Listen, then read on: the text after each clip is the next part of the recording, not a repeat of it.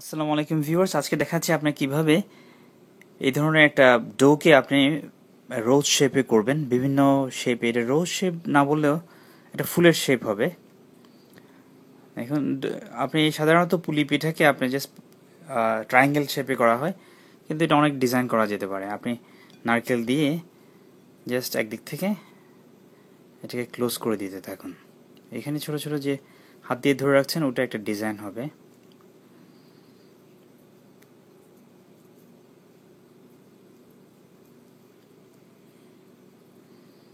সব দিক থেকে বন্ধ করে দিন।